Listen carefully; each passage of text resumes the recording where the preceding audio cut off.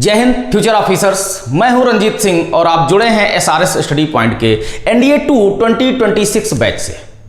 आज से शुरू हो रहा है आपका वो सफर जो आपको एक स्टूडेंट से फ्यूचर ऑफिसर बनाएगा।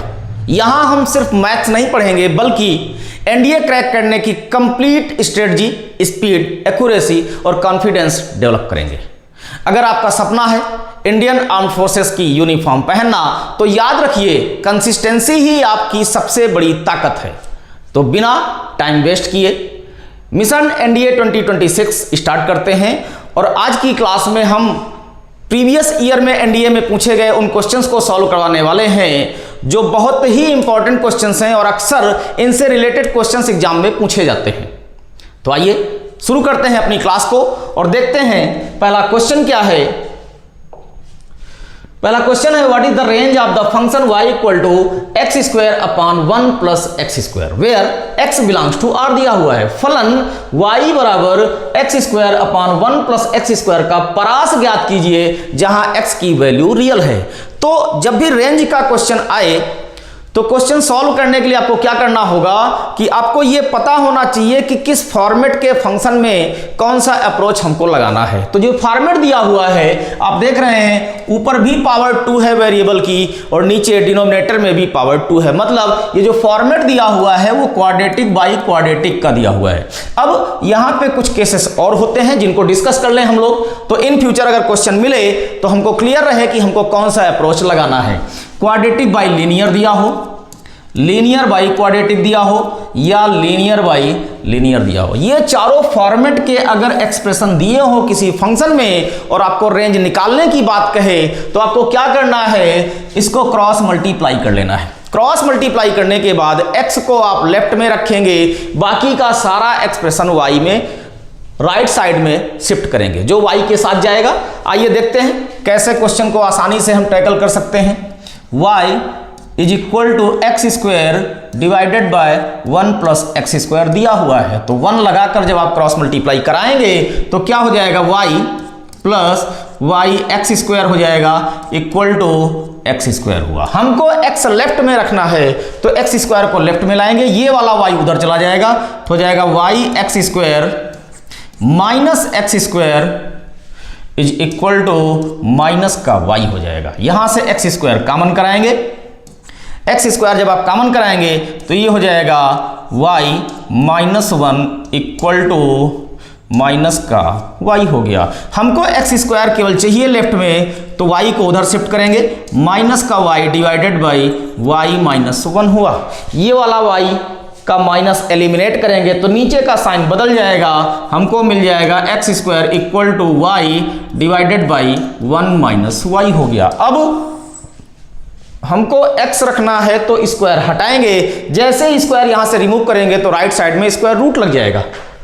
ये हो जाएगा x equal to in square root y divided by 1 minus y. अब क्वेश्चन आपका आसान हो गया। क्वेश्चन में आपसे कहा है कि x belongs to real number.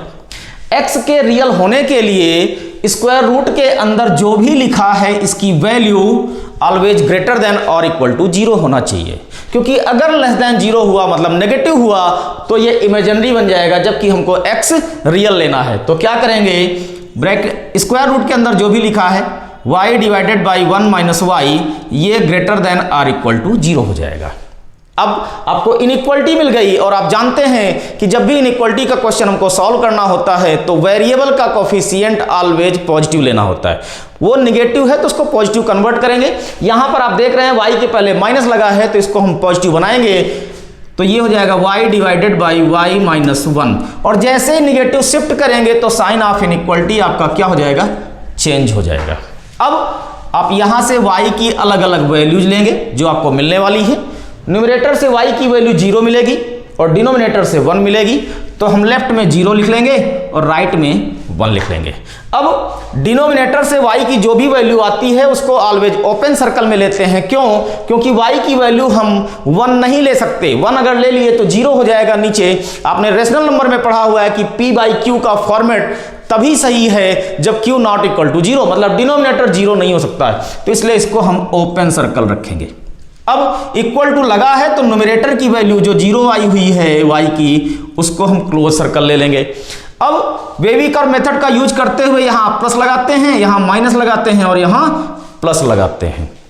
Sign of inequality अगर ग्रेटर देन है तो पॉजिटिव रीजन आंसर बनाएगा और लेस देन है तो नेगेटिव रीजन आंसर बनाएगा। यहां पर लेस देन है तो आपका आंसर बनाएगा नेगेटिव रीजन। नेगेटिव रीजन किन नंबर्स के बीच में है? 0 और 1 के बीच में है, लेकिन 0 क्लोज सर्कल में है, 1 ओपन सर्कल में है, तो हमारा आंसर हो जाएगा y बिलोंग्स टू 0 से 1। 0 क्लोज में जाएगा, 1 ओपन में हो जाएगा। यही आपका रेंज हुआ दिए हुए क्वेश्चन का। तो ऐसे आसानी के साथ आप क्वेश्चन को बिल्कुल इजीली सॉल्व कर सकते हैं। तो आपका ऑप्शन कौन सा सही हो जाएगा? ऑप्शन आपका ए सही हो जाएगा। ये एनडीए 1 2016 का क्वेश्चन है। आइए अगला क्वेश्चन देखते हैं कि अगला क्वेश्चन कौन सा है और किस ईयर में पूछा गया है। अगला क्वेश्चन एनडीए 1 2015 में पूछा गया है और बहुत ही इंपॉर्टेंट क्वेश्चन है। अच्छा क्वेश्चन है। कह रहा log 2 बेस 10 log 2 की power x minus 1 base 10 and log 2 की power x plus 3 base 10 are 3 consecutive terms of an AP, then the value of x is। AP के 3 टर्म्स दिए हुए हैं जो क्रमागत हैं, तो हमको x का मान ज्ञात करना है। इस क्वेश्चन में दो कॉन्सेप्ट हैं। पहला कॉन्सेप्ट तो AP का है और दूसरा log का है। आप दोनों कॉन्सेप्ट को जब आप यूज करेंगे तो क्वेश्चन आपका आसान हो जाएगा, लेकिन बात पहले ये आती है कि हम सोचें कैसे कि हमको कौन सा कॉन्सेप्ट पहले यूज करना है। अब अलग अलग टर्म दिए, इनमें हम लॉग की कोई प्रॉपर्टी ऐसे होल्ड नहीं करा सकते हैं, तो हम पहले एपी का कॉन्सेप्ट यूज करेंगे। अब एपी का कॉन्सेप्ट कहता क्या है कि अगर 3 क्रमागत पद दिए हों किसी भी एपी के, जिनको हमने एबीसी कंसीडर किया, तो बीच वाले टर्म का 2 टाइम ये बराबर हो जाता है, बाकी दोनों बचे तो a प्लस सी के बराबर हो जाएगा। इसी कॉन्सेप्ट का यूज करेंगे और क्वेश्चन बिल्कुल आसान हो जाएगा। आइए देखते हैं कैसे इस कॉन्सेप्ट का यूज होगा। बीच का टर्म ये दिया हुआ है तो ये हो जाएगा 2 टाइम्स log 2 की पावर में x माइनस 1 और बेस में 10 दिया हुआ है, इक्वल टू हो जाएगा आपका बाकी के दोनों जो टर्म बचे log 2 बेस 10 प्लस log 2 की पावर x प्लस 3 और बेस में 10 हो गया। बस क्वेश्चन आसान हो गया आपका। अब आप जानते हैं कि m log n का कॉन्सेप्ट अगर होता है तो पावर n पर चली जाती है, तो ये जो 2 पावर है ये होल पावर पे, ये जहां 2 लिखा हुआ है होल पावर पे चला जाएगा।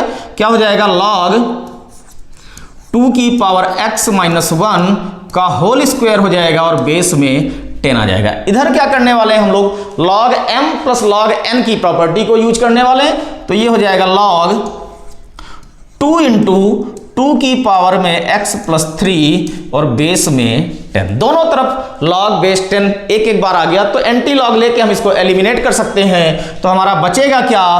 2 की पावर x माइनस 1 का whole square is equal to 2 और ब्रैकेट में बचा 2 की पावर x प्लस 3 बचा। अब इसको हम होल स्क्वायर ओपन कर लें और यहां n2 करा लें, तो जैसे ही होल स्क्वायर ओपन करेंगे तो हो जाएगा 2 की पावर x का whole square plus 1 minus 2 into 2 की power x that is equal to 2 की पावर 2 इंटू 2 की पावर x प्लस 2 इंटू 3 करेंगे तो 6 आ जाएगा। सारे नंबर हम जब लेफ्ट में लाएंगे तो 2 की पावर x का whole square as it is रहने देंगे। ये नेगेटिव में दिया हुआ है और यही टर्म पॉजिटिव दिया है, तो जब इधर आएगा तो नेगेटिव आ जाएगा, तो 2 प्लस 2 हो जाएगा माइनस का 4 इंटू 2 की पावर x, प्लस का 1 है वहां से माइनस का 6 आएगा तो हो जाएगा माइनस का 5 इक्वल टू 0। अब आप देख रहे हैं ये एक क्वाड्रेटिक एक्सप्रेशन बन गया। इसको थोड़ा सा सिंपल करने के लिए क्या करें हम लोग? कंसीडर कर लें। क्या कंसीडर करेंगे?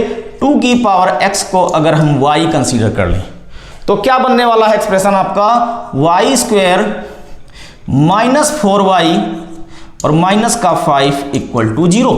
इस क्वाड्रेटिक इक्वेशन को आप सॉल्व करेंगे 5 के 2 फैक्टर जिनको सब्ट्रैक्ट करने पर 4 आए, तो ये हो जाएगा y square minus 5y minus y, यहां पर प्लस का y हो जाएगा और माइनस का 5 इक्वल टू 0 हो जाएगा। जब आप फैक्टराइजेशन करेंगे तो आपको यहां से y कॉमन लेंगे, y कॉमन लेंगे तो y माइनस 5 हो जाएगा, प्लस का 1 कॉमन लेंगे तो y माइनस 5 हो जाएगा इक्वल टू 0। यहां से y माइनस 5 एक ब्रैकेट में और दूसरे में y प्लस 1 हो गया दूसरे ब्रैकेट में। यहां से y की वैल्यू क्या मिलने वाली है, y की वैल्यू 5 मिलेगी और इस ब्रैकेट से y की वैल्यू -1 मिलेगी। लेकिन आपने y को कंसीडर क्या किया था, 2 की पावर x कंसीडर किया था। तो जब 2 की पावर x यहां आप रखेंगे तो 2 की पावर x इक्वल टू 5 हुआ, एक केस बना, और दूसरा केस बना 2 की पावर x इक्वल टू -1 बना। और आप जानते हैं किसी भी एक्सपोनेंशियल एक्सप्रेशन या फंक्शन का आउटपुट कभी नेगेटिव नहीं आ सकता है, इसलिए इसको हम कंसीडर नहीं करेंगे। अब आपका आंसर ये बनाएगा, एक्सपोनेंशियल को लॉग में कन्वर्ट करना है। क्यों? क्योंकि आपके ऑप्शन लॉग में दिए हुए हैं। तो आप जानते हैं कि एक्सपोनेंशियल को लॉग में कन्वर्ट करने के लिए जो बेस एक्सपोनेंशियल का होता है वही बेस लॉग का भी होता है, केवल ये दो वैल्यू आपस में प्लेस चेंज करती हैं। तो 5 यहां आ जाएगा और ये हो जाएगा x। हमको x की वैल्यू ही तो निकालनी थी, तो हमको x क्या मिला, log 5 बेस 2 मिला। ऑप्शन कहां पर है, ऑप्शन आपका C सही हो जाएगा। तो इस तरह अगर आपका अप्रोच सही रहा तो आप स्टेप बाय स्टेप क्वेश्चन को सॉल्व करते जाएंगे और आसानी के साथ आपके क्वेश्चन का आंसर मिल जाएगा। आइए अगला क्वेश्चन देखा जाए। अगला क्वेश्चन बहुत ही इंपॉर्टेंट क्वेश्चन है लॉग कॉन्सेप्ट का, क्योंकि अक्सर इस फॉर्मेट के क्वेश्चन को पूछ लेता है एग्जाम में। क्या कह रहा है कि if n equal to 2017 factorial then what is the value of, एक एक्सप्रेशन दिया हुआ है उसकी वैल्यू पूछा है, उससे पहले आपको n की वैल्यू यहां मेंशन किया हुआ है। तो आपको क्या करना है, आप यहां से अगर स्टार्ट करेंगे तो क्वेश्चन सॉल्व नहीं होगा, तो हम यहां से स्टार्ट करेंगे। और उसके लिए आपको सोचना क्या है, आपने बेस चेंज प्रॉपर्टी पढ़ी हुई। क्या होती है base change property, log a base b दिया हो तो इसको हम लिख सकते हैं 1 अपान log b बेस a कर सकते हैं। तो आप देखें क्वेश्चन में ये टर्म दिए हुए हैं रेसिप्रोकल वाले, हम इस तरह लिख सकते हैं। तो जैसे ही बेस चेंज का यूज करेंगे तो हमारा जो क्वेश्चन है वो बन जाएगा log 2 base n plus log 3 base n plus log 4 base n plus का log 2017 और बेस में n बन जाएगा। अब थोड़ा सा अच्छा लग रहा है क्वेश्चन देखने में, आसान भी हो गया। log m plus log n की प्रॉपर्टी अगर आप होल्ड कराएंगे तो ये बन जाएगा log 2 into 3 into 4 into so on करते हुए इंटू 2017 बन जाएगा और बेस में n आ जाएगा। अब आप जानते हैं कि यहां हम 1 का इंटू करा सकते हैं, तो ये हो जाएगा log 1 into 2 into 3 into 4 into so on into 2017 हो जाएगा और बेस में क्या आ जाएगा, n आ जाएगा। आपने सीखा हुआ है पीएनसी में कि फर्स्ट n नेचुरल नंबर्स का जो प्रोडक्ट होता है वो n फैक्टोरियल होता है। तो यहां n का मतलब क्या है, 2017 मतलब सबसे बड़ी संख्या जो दी हुई है, तो ये बन जाएगा हमारा log 2017 का फैक्टोरियल और बेस में n हो जाएगा। इसकी वैल्यू आपको क्वेश्चन में दे रखा है, इसका मतलब है इसको हम लिख सकते हैं log n और बेस में n। जैसे ही किसी भी लॉग का नंबर और बेस दोनों सेम हो जाए तो उसका आंसर 1 हो जाता है। तो इस तरह आपका ऑप्शन कौन सा सही हो जाएगा, ऑप्शन बी सही हो जाएगा। ये एनडीए 1 2018 में 2018 का क्वेश्चन है और ये अक्सर क्वेश्चन पूछ लिया जाता है। सिर्फ क्या करेगा, जिस ईयर में एग्जाम होना होता है उसके आसपास का ईयर यहां नंबर डाल देगा। बाकी क्वेश्चन को सॉल्व करने का प्रोसीजर सबसे आसान यही होता है। चलिए आइए अगला क्वेश्चन देखा जाए। अगला क्वेश्चन बहुत आसान है, ये भी 2018 के एनडीए 1 का क्वेश्चन है। इसको हम बाइनोमियल से भी सॉल्व कर सकते हैं, लेकिन बाइनोमियल से सॉल्व करने में काफी ज्यादा टाइम वेस्ट हो जाएगा। तो हमको क्या करना होता है, जब भी आपको a की पावर m प्लस b की पावर m का फॉर्मेट क्वेश्चन दिखे और डिविजिबिलिटी की कंडीशन पूछे तो आपको देखना होगा कि m अगर यहां पर ऑड दिया हो, m अगर ऑड दिया हो तो दोनों बेस वाले नंबर को आप ऐड कर लेंगे, वही हमारा आंसर हो जाएगा। तो आप देख रहे हैं 5 की पावर 5 है और 7 की पावर 5 है। बेस में इवन हो ऑड हो उससे फर्क नहीं पड़ता है, हमको पावर देखना है। पावर में दोनों ऑड दिए हुए हैं, तो इसका मतलब है जो हमारा आंसर हो जाएगा 5 + 7 दैट इज 12 हो जाएगा। 12 से ये नंबर पूरा डिविजिबल हो जाएगा। तो अगर आपका कॉन्सेप्ट क्लियर है, आपको कुछ ट्रिक्स याद है, पता है, तो बिल्कुल आसानी से कुछ क्वेश्चंस के आंसर सेकंड्स में देकर आगे बढ़ सकते हैं और अपना टाइम बचा सकते हैं एग्जाम में। आइए अगला क्वेश्चन देखते हैं हम लोग। अगला क्वेश्चन बहुत इंपॉर्टेंट है, डोमेन का क्वेश्चन है। फंक्शन में अक्सर आपसे डोमेन या रेंज के क्वेश्चन पूछ ही लिए जाते हैं। ये क्वेश्चन एनडीए 1 2022 का क्वेश्चन है। तो आइए देखते हैं कैसे इस क्वेश्चन का डोमेन हम लोग फाइंड आउट करेंगे।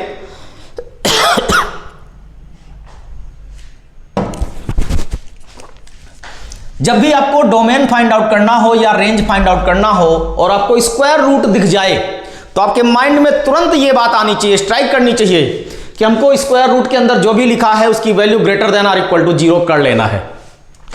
तो आप करेंगे 1 - x - 1 का होल स्क्वायर ग्रेटर देन और इक्वल टू 0।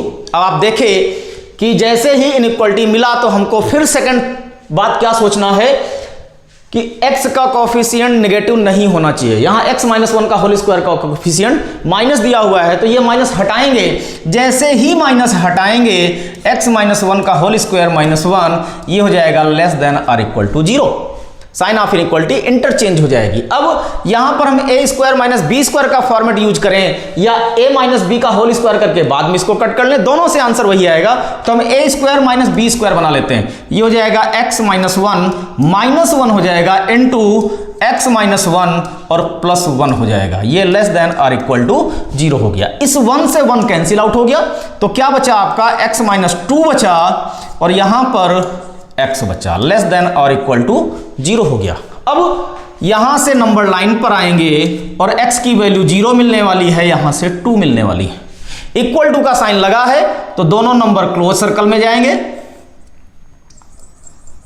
यहां प्लस लगाएंगे, माइनस लगाएंगे और प्लस लगाएंगे। Sign of inequality less than का दिया है। आंसर कौन बनाएगा? नेगेटिव रीजन आंसर बनाएगा। जैसे ही हमने नेगेटिव रीजन को मेंशन किया तो हमारा आंसर होने वाला है x बिलोंग्स टू 0 से 2।